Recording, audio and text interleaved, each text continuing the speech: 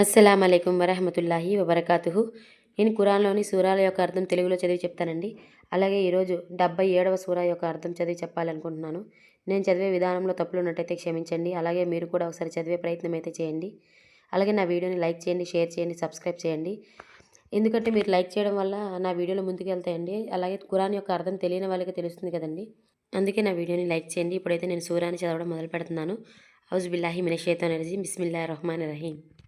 సూరా number 77. సూరా పేరు అల్ ముర్సలాత్. ఆయతులు 50.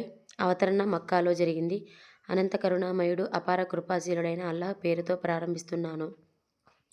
ఒకదాని తరువాత ఒకటి వరుసగా పంపబడే వాటి బ్రాకెట్లో గాలులు సాక్షిగా అవి తుఫాను వేగంతో వీస్తాయి మరియు మేఘాలను లేపి వ్యాపింపజేస్తాయి.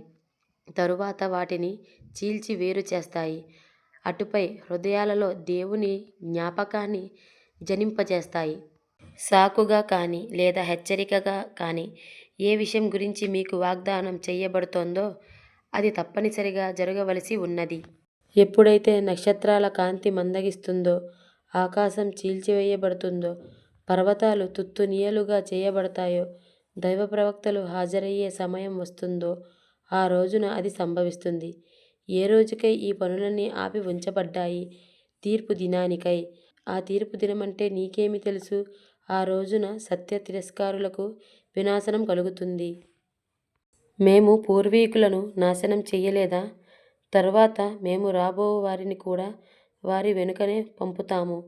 నేరస్తుల పట్ల మేము ఇలానే వ్యవహరిస్తూ ఉంటాము. సత్య తిరస్కారులకు ఆ రోజున వినాశనం కలుగుతుంది. మేము తుచ్చమైన నీటితో మిమ్మల్ని పుట్టించలేదా? ఒక నిర్ణీత కాలం వరకు దానిని ఒక సురక్షిత ప్రదేశంలో నిలిపి ఉంచలేదా? చూడండి, మేము దీనిని చేయగల సామర్థ్యాన్ని కలిగి ఉన్నాము కనుక మేము ఎంతో గొప్ప శక్తి సామర్థ్యాలు కలవారము. సత్య తిరస్కారులకు ఆ రోజున వినాశనం కలుగుతుంది. భూమిని మేము జీవులను నిర్జీవులను సమీకరించే స్థానంగా చెయ్యలేదా? అందులో ఎత్తైన పర్వతాలను అమర్చలేదా? మీకు త్రాగటానికి మంచినీరు ప్రసాదించలేదా? ఆ రోజున సత్య తిరస్కారులకు వినాశనం కలుగుతుంది.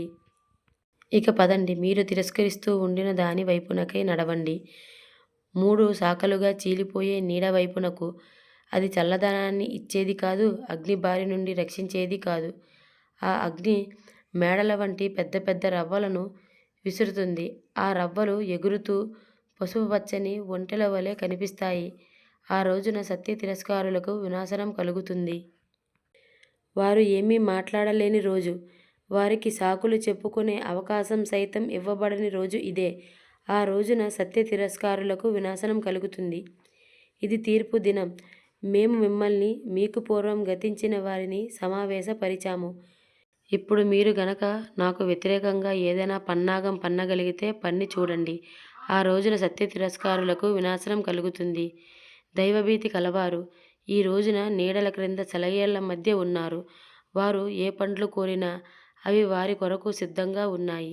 హాయిగా తినండి, త్రాగండి. మీరు చేస్తూ ఉండిన కర్మలకు ప్రతిఫలంగా మేము సజ్జనులకు ఇటువంటి ప్రతిఫలాన్నే ఇస్తూ ఉంటాము. ఆ రోజున సత్య తిరస్కారులకు వినాశనం కలుగుతుంది. కొన్నాళ్ల పాటు హాయిగా తినండి, సుఖంగా అనుభవించండి. నిజానికి మీరు అపరాధులు. ఆ రోజున సత్య తిరస్కారులకు వినాశనం కలుగుతుంది. వారితో అల్లాహ్ ముందు తలవంచండి అని అన్నప్పుడు వారు తలవంచరు. ఆ రోజున సత్య తిరస్కారులకు వినాశనం కలుగుతుంది. ఇక దీని బ్రాకెట్లో ఖురాన్ తరువాత మరొక విషయమేముంటుంది వారు విశ్వసించటానికి? ఇది సూరా యొక్క అర్థం అండి. నేను చదివే విధానంలో తప్పులు ఉన్నట్టయితే క్షమించండి. మీరు కూడా ఒకసారి చదివే ప్రయత్నం అయితే చేయండి. నా వీడియోని లైక్ చేయండి, షేర్ చేయండి, సబ్స్క్రైబ్ చేసుకోండి. అస్సలాము అలైకుం వరహమతుల్లాహి వబర్కాతుహు.